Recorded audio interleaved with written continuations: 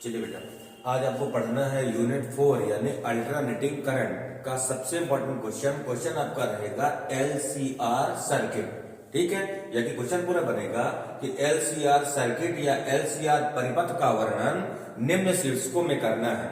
शीर्षक केवल आपके 6 हैं, इन 6 में से कोई 3 पूछे जाते हैं। ठीक है, पहला नंबर क्या है बेटा, परिणामी वोल्टेज, दूसरा है प्रतिबाधा, तीसरा है V और I के मध्य का कालांतर, चौथा है धारा का शिखर मान, पांचवा है बेटा अनुनादी आवृत्ति और छठवां है आपका फेजर आरेख।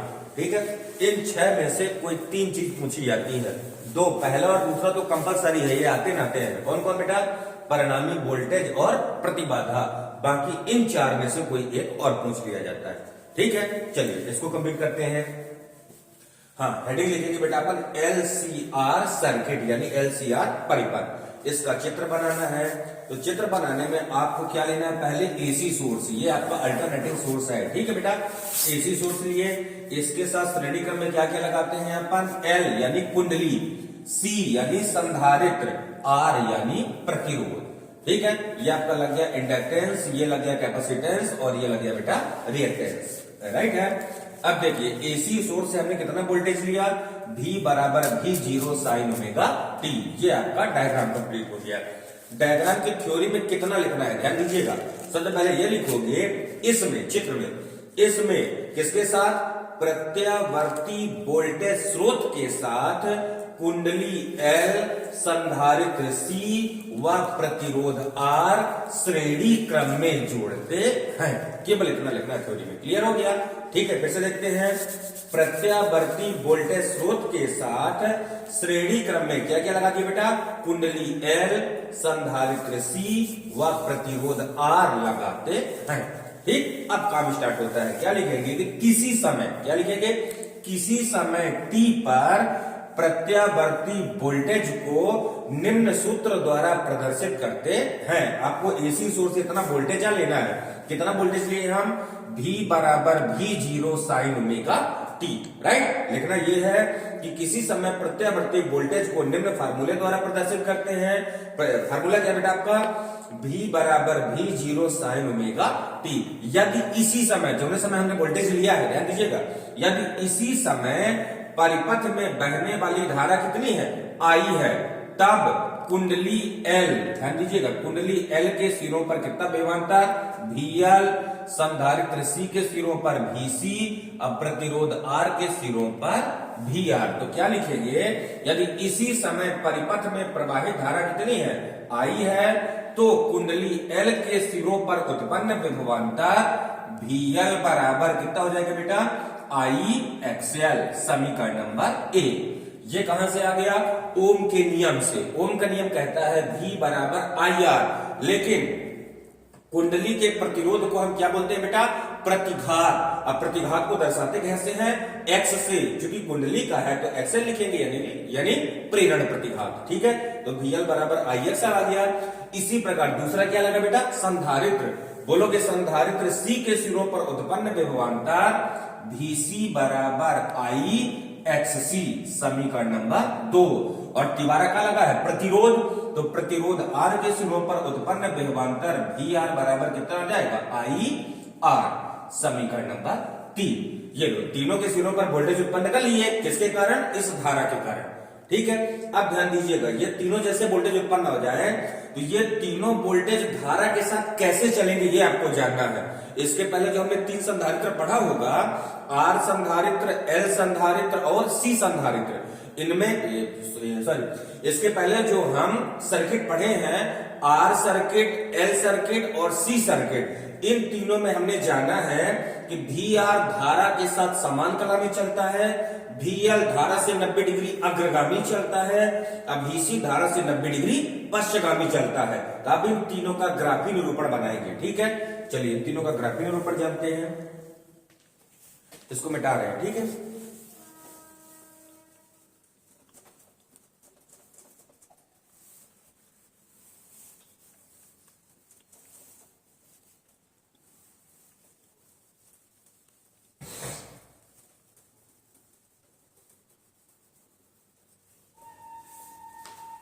चलिए इन तीनों को आपको ग्राफ में इंडिकेट करना है, VL, VC और VR को। ये हमने बेटा ग्राफ बना लिया, ये आपका ओरिजिन पॉइंट O हो गया। इस डायरेक्शन में मान लो चल रहा है बेटा करंट I, ठीक है। हमको पता है कि करंट के साथ कौन सा वोल्टेज चलता है, VR, तो धारा के साथ इस डायरेक्शन में वोल्टेज चलेगा आपका VR। और करंट I से 90 डिग्री आगे कौन चलता है, VL, तो ऊपर कौन जाएगा बेटा, VL। और करंट I से 90 डिग्री पीछे कौन चलता है, VC, तो ये आ गया आपका VC। आपके पास 3 वोल्टेज हैं। अब इन तीनों वोल्टेज का आपका परिणामी निकालना है। पहले VL और VC का परिणामी निकालते हैं। तो VL और VC का परिणामी यदि V डैश हो तो V डैश बराबर कितना होगा आपका, VL माइनस VC। इसका डायरेक्शन हमेशा कहां होगा, ऊपर की ओर, ठीक है। अब VL और VC दोनों मिलकर कितना बन गए, V डैश। अब V डैश और VR का परिणामी यदि V हो तो ध्यान दीजिएगा, एक जा रहा है लंब में, एक जा रहा है आधार में, तो इन दोनों का परिणामी कहां मिलेगा आपको, डायगोनल यानी विकर्ण में। ये मिलेगा V डैश और VR का परिणामी। इसको इससे और ऐसे मिला दो बेटा, ये O यहां पे ले लो, A यहां पे ले लो, B, V और I के बीच का ये कलांतर आपका हो जाएगा 5। करेक्ट, इतना क्लियर हुआ। हाँ, यहां पे क्या लिखेंगे, ध्यान दीजिएगा, क्या बोलोगे, यदि VL और VC का परिणामी कितना हो, V डैश हो, तो V डैश बराबर कितना। चलिए बेटा पहले अपन VL और VC का परिणामी निकालते हैं। तो VL और VC का परिणामी कौन है, V डैश। तो V डैश बराबर, देखो ध्यान दीजिएगा, इस दोनों के डायरेक्शन अपोजिट है। VL हमारा ऊपर जा रहा है, VC हमारा नीचे आ रहा है, तो दोनों का परिणामी V डैश बराबर कितना होगा आपका, VL माइनस VC, ठीक है। अब VL और VC दोनों मिलकर कितने बन गए, V डैश। अब हमारे पास 2 और वोल्टेज बचे, एक V डैश बचा बेटा और एक VR। तो क्या बोलोगे कि यदि V डैश और VR का परिणामी कितना हो, V हो, यही परिणामी वोल्टेज है। यदि V डैश और VR का परिणामी V हो तो समकोण त्रिभुज ABO में, कौन सा समकोण, ABO, ये लेना है आपको, त्रिभुज ABO में कौन सा प्रमेय लगा दो बेटा, पाइथागोरस की प्रमेय से। जब पाइथागोरस का प्रमेय लगाएंगे तो कर्ण में कितना वोल्टेज है, V, तो ये आपका आ जाएगा V स्क्वायर बराबर लंब में कितना वोल्टेज जाएगा, V डैश, क्योंकि V डैश VL और VC का परिणामी है, तो लंब में चला गया बेटा आपका वोल्टेज V डैश। तो V डैश का स्क्वायर प्लस आधार में कितना वोल्टेज है, VR, तो VR का स्क्वायर।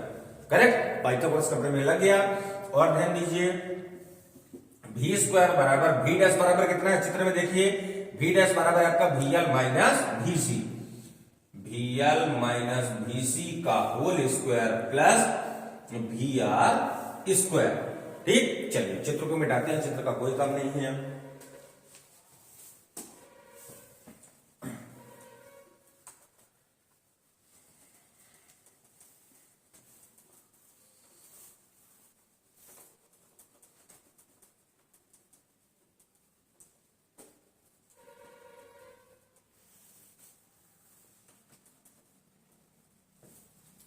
हाँ बेटा, अब यहाँ पे आपको इसमें V, VL, VC, VR, इसमें आपको समीकरण 1, 2, 3 से मान भरना है। ठीक है, देखिए समीकरण VL बराबर कितना है, IXL, VC बराबर IXC, VC बराबर IR। जब ये तीनों मान यहाँ प्लेस करोगे, लिखोगे समीकरण 1, 2, 3 से, कितना हो जाएगा बेटा, V स्क्वायर बराबर VL का कितना मान है, ध्यान दीजिए, IXL माइनस VC यानी IXC का होल स्क्वायर धन VR, VR का कितना माना बेटा, IR, ये आपका हो जाएगा I स्क्वायर R स्क्वायर।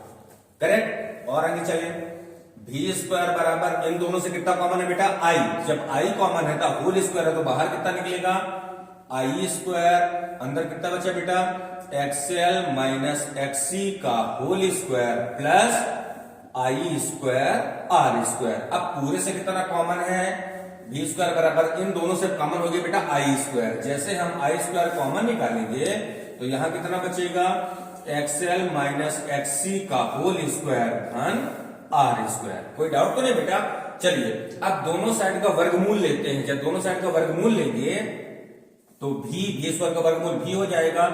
भी बराबर आई स्क्वायर का आई, इस पूरे में क्या लग जाएगा रूट। तो रूट कितना हो जाएगा बेटा एक्सएल माइनस एक्ससी का होल स्क्वायर धन आर स्क्वायर। ठीक, कोई डाउट तो नहीं है। चलिए और आगे चलते हैं। हम एल सर्किट और सी सर्किट दोनों में पढ़ चुके हैं बेटा कि प्रेरण प्रतिघात और धारिता प्रतिघात का मान कितना कितना होता है। ठीक है, ये ऑब्जेक्टिव में भी आ चुका है, डीसी करंट के लिए पूछा था।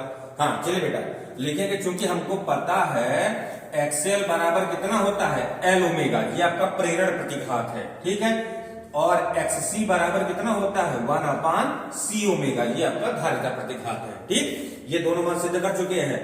लिखेंगे चूंकि एक्सएल बराबर एल ओमेगा और एक्ससी बराबर 1/c ओमेगा, तो ये दोनों मान आपको यहां रखना है।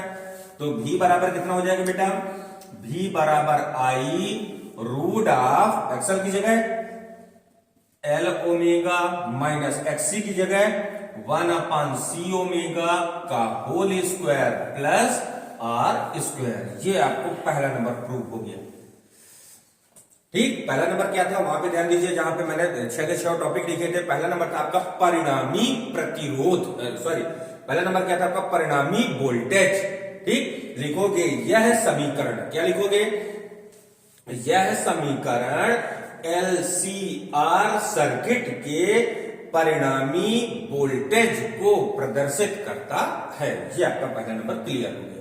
ठीक, किसको प्रदर्शित कर रहा है ये फार्मूला, परिणामी वोल्टेज यानी रिजल्टेंट वोल्टेज।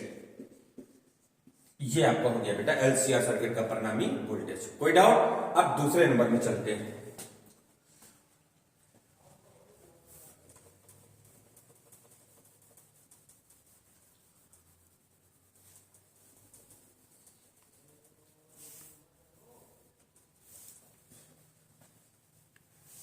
चलिए दूसरा नंबर क्या कहता है बेटा, आपको निकालना है प्रतिबाधा। दूसरे नंबर में क्या निकालना है, नंबर दूसरा है प्रतिबाधा। ठीक, प्रतिबाधा के लिए आपको इसी सूत्र का इस्तेमाल करना है। लिखेंगे चूंकि V बराबर, क्या लिखेंगे बेटा, चूंकि V बराबर I under root L omega minus 1/c omega का whole square plus R square. लिख लेंगे, आई का पंचांतरण करिए, आई को इधर बुलाइए, कितना होगा बेटा V/I बराबर कितना बचेगा उस पार, root of L omega minus 1/c omega का whole square plus R square. इतना हो गया। अब इस समीकरण की तुलना आपको ओम के नियम से करना है। किससे करना है बेटा, ओम के नियम से। लिखेंगे इस समीकरण की तुलना ओम के नियम से करने पर। जब ओम के नियम से करेंगे तो ओम का नियम क्या होता है आपका, ओम का नियम होता है V/I बराबर R। और जब इससे इस समीकरण की तुलना करेंगे तो यहां पे ध्यान दीजिए V/I बराबर, ये पूरा R के बराबर होगा ना। R क्या कहलाता है, परिपथ का प्रतिरोध। तो लिखेंगे बेटा कि इस समीकरण की तुलना ओम के नियम से करने पर under root L omega minus 1/c omega का whole square plus R square, पूरा ये वैल्यू बेटा। ठीक है, ये मान परिपथ का, कौन से परिपथ का, एलसीआर का परिपथ का प्रतिरोध होगा, जिसे ही हम, ध्यान दीजिएगा, परिपथ के प्रतिरोध को ही प्रतिबाधा बोलते हैं, जिसे ही हम परिपथ की प्रतिबाधा कहते हैं। अब प्रतिबाधा को दर्शाते कैसे बेटा, अपन जेड से लिखेंगे। अतः जेड बराबर, जेड सर्किट कौन है, एलसीआर ना, तो सफिक्स में लिखेंगे जेड एलसीआर बराबर कितना होगा बेटा, रूट ऑफ जो परिपथ का प्रतिरोध है, ध्यान दीजिएगा, L omega minus 1/c omega का whole square plus R square. ये मिल गया आपका परिपथ की प्रतिबाधा। दूसरा नंबर सिद्ध हो गया। ठीक है, यह है आपका परिणामी वोल्टेज और ये हो गया बेटा परिपथ की प्रतिबाधा। दो हो गए। अब तीसरा नंबर क्या था आपका, तीसरा नंबर था V और I के मध्य का कालांतर। ठीक है, इनको नोट करते जाइएगा।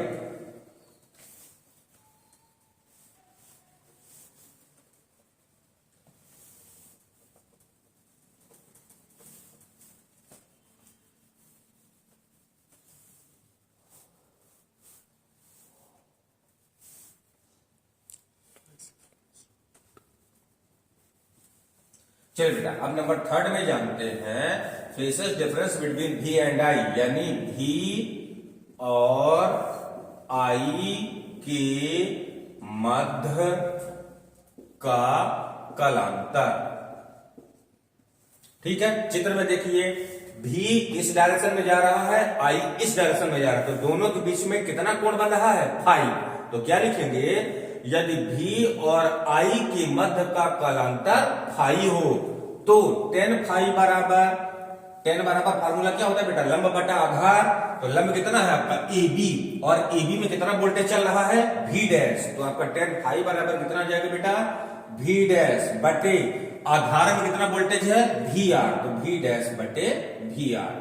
ठीक, चलिए tan फाई बराबर, अब V डैश बराबर कितना मान है? चित्र में देखिए V डैश बराबर है आपका VL माइनस VC, तो ये आपका आ जाएगा VL माइनस VC बटे VR। ठीक, इसको सॉल्व कर लीजिए। tan फाई बराबर समीकरण 1 2 3 पीछे जाना है आपको, तो समीकरण 1 2 3 में VL किसके बराबर था? IXL के। VC किसके बराबर था बेटा? IXC के। और VL किसके बराबर था? IR के। तो समीकरण 1 2 3 से जब मान भरोगे तो tan फाई बराबर कितना आ जाएगा आपका? IXL माइनस IXC बटे IR। ऊपर दोनों से कितना कॉमन है? I। और आगे चलिए, tan फाई बराबर I कॉमन निकाल लें तो कितना बचेगा बेटा? XL माइनस XC बटे IR। I से I कैंसिल। अब XL और XC इन दोनों की मान भरो। XL बराबर किसके होता है? जान चुके हैं, प्रतिबाधा परिणामी वोल्टेज के पास। XL बराबर कितना होता है बेटा? L ओमेगा, और XC बराबर कितना होता है? 1/C omega. वो दोनों मान यहां प्लेस कर दो, तो लिखोगे tan फाई बराबर L ओमेगा माइनस XC की जगह 1/C ओमेगा, अब पूरे के बटे कितना है बेटा? R। आपको फाई का मान निकालना है, tan को उधर ले जाइए। फाई बराबर tan inverse L omega minus 1/C omega पूरे के बटा R। ये आपका हो गया V और I के मध्य का कालांतर। तीनों चीज क्लियर? पहला नंबर में क्या निकाले अपन? परिणामी वोल्टेज। दूसरे में क्या निकाले अपन? प्रतिबाधा। तीसरे में क्या निकाल लिया बेटा? V और I के मध्य का कालांतर। अब चौथे में आपको क्या निकालना है? धारा का शिखर मान। चलिए चौथा नंबर है अब आपका धारा का शिखर मान, peak value of alternating current. धारा का शिखर मान, ठीक है। शिखर मान को बेटा अपन I0 से इंडिकेट करते हैं, ठीक है। हमको पता है I0 बराबर कितना होता है? V0 बटा Z। I0 बराबर V0 बटा Z। कुछ नहीं करना, आपको Z का मान भर देना है। Z का मान दूसरे नंबर पे निकाले हैं अपन, प्रतिबाधा, ठीक है। ये आपका हो जाएगा I0 बराबर V0 बटे Z का कितना मान है बेटा?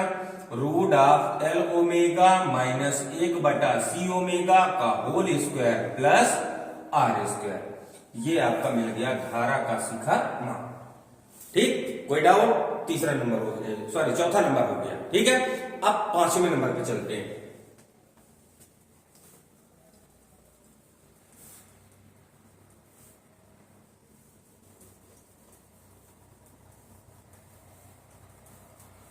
चलिए बेटा पांचवा नंबर क्या कहता है? अनुनादी आवृत्ति।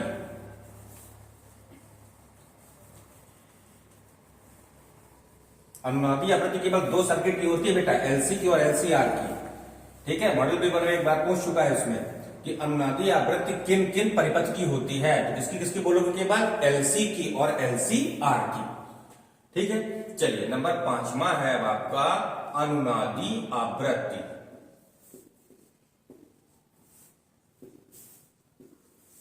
ठीक है, थ्रेशोल्ड फ्रीक्वेंसी। चलिए अनुनादी आवृत्ति इसको जानते हैं। तो अनुनादी आवृत्ति के लिए पहले हम अनुनाद की कंडीशन लिखेंगे कि एलसीआर परिपथ के अनुनाद की स्थिति में, और अनुनाद की कंडीशन कब बनती है बेटा? जब प्रेरण प्रतिघात और धारिता प्रतिघात आपस में क्या हो जाए? बराबर। बोलोगे कि अनुनाद की स्थिति में एक्सएल बराबर किसके होगा? एक्ससी के। यह आपका प्रेरण प्रतिघात है, यह आपका धारिता प्रतिघात है। जब दोनों को बराबर करोगे तो दोनों के मान भरते हैं। एक्सएल किसके बराबर होता है, एल ओमेगा के बराबर, एक्सी किसके बराबर होता है बेटा, 1/c ओमेगा के। ओमेगा ओमेगा एक साइड करिए तो ओमेगा का पंचांतरण करेंगे, ये आपका आ जाएगा ओमेगा स्क्वायर बराबर 1/LC, दोनों साइड का वर्गमूल लेंगे तो ओमेगा बराबर 1/√LC।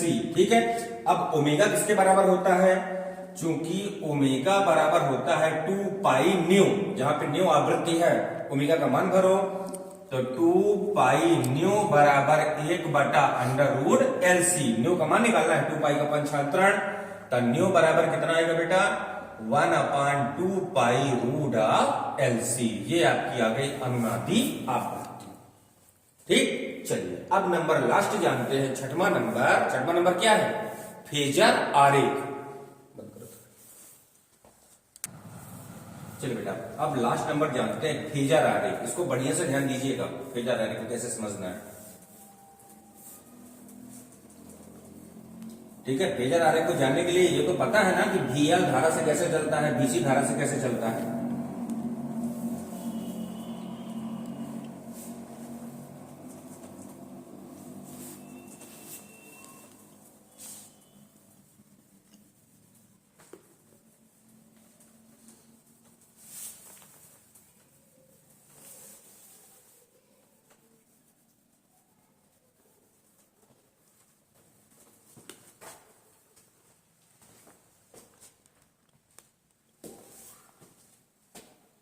चलिए नंबर लास्ट है आपका छठवां नंबर, फेजर आरेख। फेजर आरेख पिछले साल पूछ चुका है फेजर आरेख, ध्यान दीजिएगा। आपको किसका फेजर आरेख निकालना है, LCR सर्किट का। सबसे पहले हम दो एक्सेस, दो अक्ष बनाए। ये आपका हो गया बेटा एक्स Y अक्ष, ये आपका हो गया एक्स अक्ष। ध्यान दीजिएगा, ये आपका ओरिजिन पॉइंट मूल बिंदु O हो गया, आपका एक्स अक्ष, और ये क्या हो गया, वाई अक्ष। ठीक है, सबसे पहले आपको करंट की डायरेक्शन बताना है। तो मान लो कि एक्स अक्ष से करंट हमारा कितनी डायरेक्शन में जा रहा है, ये जा रहा है आपका इस डायरेक्शन में करंट आई, और आई के साथ कौन सा वोल्टेज चलता है, आई के साथ वोल्टेज चलता है आपका VR। ठीक ठीक है बेटा, मान लो इस डायरेक्शन में हमारा जा रहा है करंट, अब करंट के साथ कौन सा वोल्टेज चलता है बेटा, आपका VR। अब ध्यान दीजिएगा, VR के साथ यानी करंट के साथ VL कितने डिग्री अग्रगामी चलता है, 90 डिग्री। तो यहां पे देखो बेटा, X और Y इन दोनों के बीच में कितने डिग्री का कोण बनेगा, ये कोण बनेगा 90 डिग्री। लेकिन इसके साथ कोई ना कोई कोण बन रहा है ना, ये आपका I के साथ। तो I जितना कोण यहां चल रहा है, तो मतलब जो VL होगा वो I से उतने कोण ही आगे चलेगा, ऐसे। तो इस डायरेक्शन में आपको मिलेगा VL। इस डायरेक्शन में कौन मिलेगा बेटा, आपका VL। कैसे, ध्यान दीजिएगा, क्योंकि VR और VL दोनों कैसे चलते हैं, 90 डिग्री, मतलब 90 डिग्री का एंगल में 90 डिग्री का अग्रगामी होगा ना, मतलब 90 डिग्री का एंगल बनाएगा। जो VR है वो एक्स अक्ष के साथ कोई ना कोई कोण बनाएगा। एक्स और वाई दोनों के बीच में कितने डिग्री का एंगल होगा, ये कोण होगा 90 का। अब VR और VL के बीच में 90 डिग्री का एंगल है, इसीलिए मतलब जितना कोण VR बनाएगा एक्स के साथ, उतना ही कोण VL बनाएगा वाई के साथ।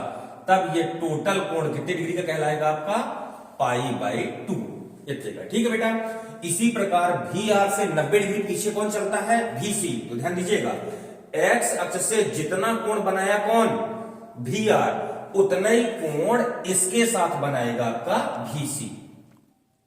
यानी इस डायरेक्शन में आपका आएगा VC। इसीलिए VC और VR भी कितने डिग्री, मतलब VC और VR इन दोनों के बीच में कितने डिग्री का कोण होगा बेटा, 90 डिग्री का। यहां पे ध्यान दीजिएगा, यदि ये कोण आपका कितना है, यदि ये कोण आपका है ओमेगा टी, तो ये कोण भी कितना होगा आपका ओमेगा टी, और इतना कोण, ये कोण भी कितना होगा आपका ओमेगा टी। ठीक है, अब इन तीनों का रिजल्टेंट ढूंढना है। तो VR, VL, VC, पहले VL और VC का परिणामी ढूंढे। तो चूंकि VL और VC दोनों के डायरेक्शन क्या है, अपोजिट है, तो दोनों का परिणामी यानी V डैश बराबर कितना होगा आपका VL माइनस VC। इसका डायरेक्शन तो VL के अनुदेश है, ऐसे।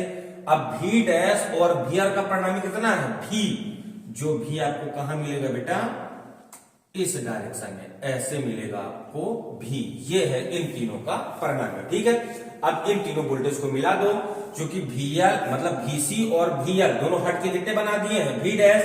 अब V डैश का डायरेक्शन यही है, तो इसको बेटा इससे मिलाएं और इसको इससे मिलाएं, ठीक। ये आपका हो गया किसका, LCR सर्किट का फेजर आरेख। V और I के बीच का कलांतर, ये कोण कितने डिग्री का बन रहा है, ये कोण बन रहा है बेटा आपका फाई का। ये कोण कितने है, इसके साथ कितने डिग्री कोण बनेगा, ओमेगा टी। तो इसके साथ भी कितने डिग्री कोण बनेगा, ये कोण भी ओमेगा टी। और ये पूरा कोण कितने का बनेगा, π/2। ये टोटल कोण, ये कोण पे कितने डिग्री का बनेगा, ये कोण भी बनेगा आपका π/2। क्योंकि VR के साथ VL और VC कैसे मतलब कितने कितने डिग्री कोण बनाते हैं, 90 डिग्री का। एक चलता है अग्रगामी और एक चलता है पश्चगामी। क्लियर। एक बार फिर देखिए, ये आपका कौन सा अक्ष है, एक्स अक्ष। ये कौन सा अक्ष है बेटा, वाई अक्ष। इधर आपका क्या है, एक्स डैश, और इधर कितना है, वाई डैश, ठीक है। सबसे पहले एक्स अक्ष के साथ ओमेगा टी का कोण बनाते हुए आपको क्या निकालना है, करंट, ठीक है। क्योंकि अल्टरनेटिंग करंट यानी प्रत्यावर्ती धारा का सूत्र I बराबर क्या होता है, I0 साइन ओमेगा टी। कितने डिग्री कोण बनेगा, ओमेगा टी। तो एक्स अक्ष के साथ ओमेगा टी का कोण बनाते हुए ये चला गया आपका करंट, ठीक है। अब करंट यानी विद्युत धारा के साथ कौन सा वोल्टेज चलता है, VR। क्लियर हो गया। अब VR से 90 डिग्री अग्रगामी कौन है, VL, ठीक है। अब यहां पे ध्यान दीजिएगा, हमको पता है कि एक्स अक्ष और वाई अक्ष दोनों कितने डिग्री कोण बनाते हैं, 90 अंश का। और ये जो I है, ये एक्स के साथ कितने डिग्री कोण बना रहा है, ओमेगा टी। लेकिन VR और VL ये दोनों कितने डिग्री कोण बनाते हैं, 90 का। तो इसके और इसके बीच में 90 डिग्री कोण बनाने के लिए जितना VR x के साथ कोण बनाएगा, उतना ही VL y के साथ कोण बनाएगा। तो ये कोण ओमेगा टी है, तो ओमेगा टी का कोण बनाते हुए ये निकाल दो बेटा अपन VL। क्लियर हो गया। इसी प्रकार VR और VC ये दोनों भी 90 डिग्री कोण बनाएंगे। अब यहां पे ध्यान दीजिएगा, एक्स अक्ष के साथ ये कितने कोण बना रहा है, ओमेगा टी। और एक्स और वाई डैश ये टोटल कोण कितने का बनता है, 90 का। तो इसके साथ इधर भी कितने डिग्री, इसके साथ इधर भी कितना कोण बनेगा, ओमेगा टी। ये कोण बनाता है वो ओमेगा टी से क्या आ गया आपका VC। तो ये आपका हो गया बेटा VR, ये आपका हो गया VL, और ये आपका हो गया VC। अब इनके परिणामी ढूंढना है, तो VL और VC का परिणामी कितना है, V डैश। तो V डैश बराबर कितना हो जाएगा, VL माइनस VC। अब V डैश और VR का परिणामी कितना है, V। तो इस डायरेक्शन में गया बेटा आपका V, और V और I के मध्य का कलांतर कितना है, फाई, ठीक है। कोणों में ध्यान दीजिएगा, VR और VC के बीच में कितने डिग्री कोण बनेगा, π/2। एक्स अक्ष और VR के बीच में कितना कोण बनेगा, ओमेगा टी। वाई अक्ष और VL के बीच में कितना कोण बनेगा, ओमेगा टी, ठीक है। इसी प्रकार वाई डैश और VC के बीच में कितना कोण बनेगा, ओमेगा टी, ठीक है। और ये V डैश बराबर कितना है, VL माइनस VC। ये आपका आ गया फेजर आरेख। अच्छे से ध्यान दीजिएगा, फेजर आरेख, ठीक है। ये आपका एक्स अक्ष, ये आपका वाई अक्ष, इस डायरेक्शन में I और VR, इस डायरेक्शन में परिणामी वोल्टेज V, इस डायरेक्शन में VL, इस डायरेक्शन में VC, और इसी डायरेक्शन में मिलेगा आपको V डैश बराबर VL माइनस VC। करेक्ट है। चलिए अब आपका LCR सर्किट के 6 के 6 टॉपिक कंप्लीट, ठीक। पहला नंबर रिजल्टेंट वोल्टेज यानी परिणामी वोल्टेज, दूसरा नंबर प्रतिबाधा, तीसरा नंबर V और I के मध्य का कलांतर, चौथा नंबर V और I के मध्य का कलांतर, नंबर चौथा क्या है, धारा का शिखर मान, नंबर 5वां अनुनादी आवृत्ति, और नंबर 6वां बेटा फेजर आरेख। क्लियर।